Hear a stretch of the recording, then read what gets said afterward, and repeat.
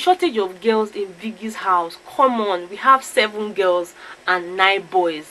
Biggie, what are the other 2 boys supposed to be doing when Konji comes calling?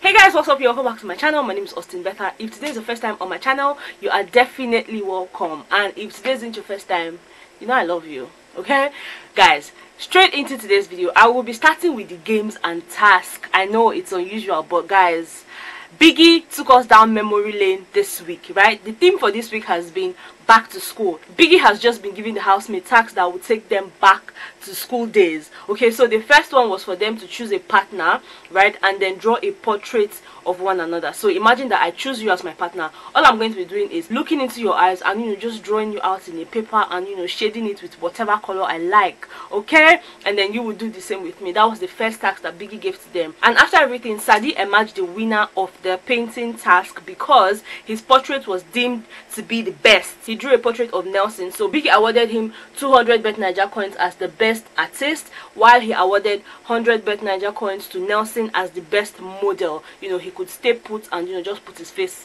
one place so that Sadi can just draw him out. Moving on from that, they had a debate, and guys, they were literally dressed in a uniform. Like, they all wore white shirts and black trousers, and the name of their school was Bet Naija High School. Guys, can you guys even imagine that? The topic they had for the debate was government and economics are more important than science. So they had the supporting part and then they had the opposing part. After the debating session, Biggie wasn't so pleased with the housemates. He felt like they could have done more with their performances if only they had put in more work rather than sleeping all day. So he banned the housemates from sleeping. Like, the new rule in Biggie's house is no more sleep during the day. You can only sleep at night, wake up in the morning and look for something that will keep you awake all day. Okay, Biggie didn't stop there. He instructed that they select 4 of the housemates that will serve the punishment for the whole house. So Sheyi, Kafi, Nelson and Diane offered to serve the punishment.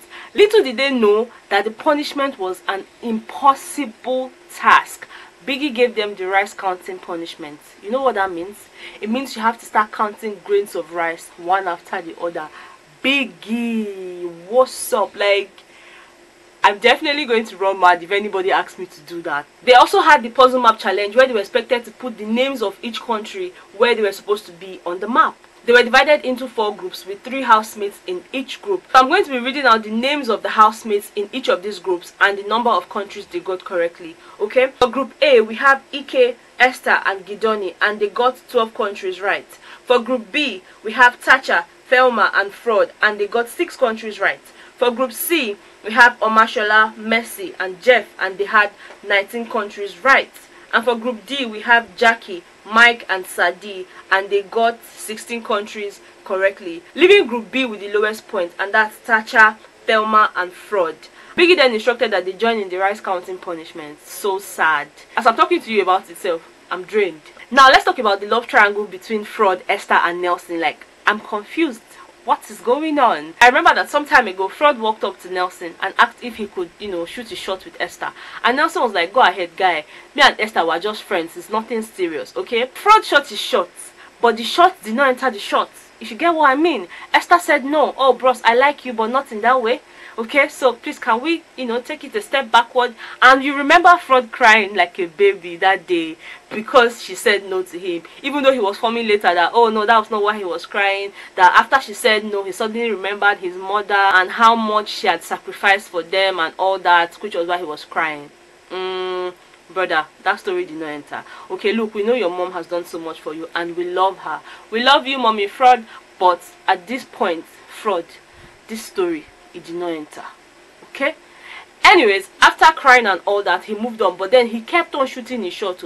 This guy didn't give up with Esther. He kept on trying his best. In fact, when they played the truth or dare game, Fraud dared Esther to kiss him, which she did, and he was so excited. I was happy for him. At least one down, more to go. Right, so now yesterday, after they had their arena games where they drew the portrait and everything, Fraud was with Esther's painting while Esther was with Fraud's painting. So when Biggie asked them to leave the arena, Esther forgot Fraud's painting in there, and this pissed Fraud off. Like, why would you forget mine?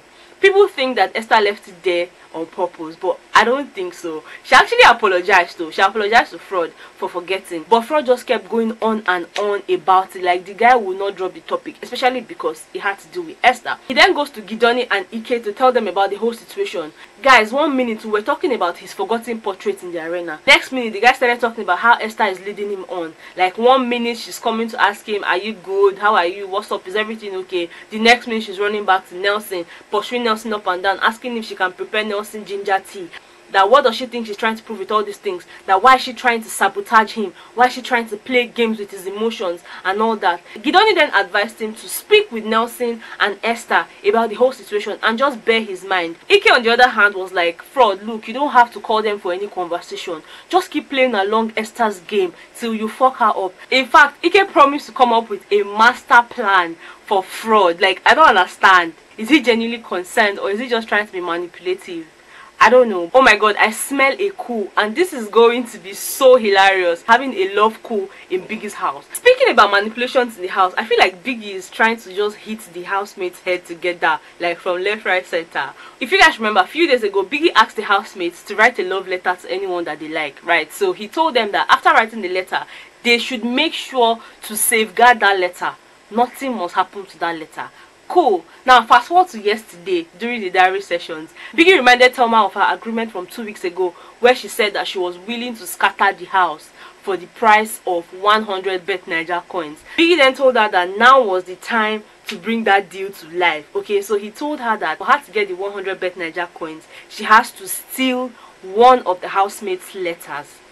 Guys, can you see what Biggie is doing? Biggie also told her that under no circumstance must she release that letter, even if the housemates are shouting, even if they are fighting, even if they are scattering the whole place. She should make sure not to release the letter. Biggie also included the clause that states that if for any reason they find this letter with her, then their agreement is null and void. Guys, can you see what Biggie is trying to do? It's going to be one hell of a week in the house. That's all the gist I have for you guys in today's video. Let me know what you think in the comment section about the happenings in Biggie's house. I particularly want you to tell me what you think about the love triangle between Fraud, Esther and Nelson. Okay, because personally I feel like the reason we're having these issues of two boys fighting for one girl, just like Nelson and Fraud fighting for Esther, is because there's a shortage of girls in Biggie's house.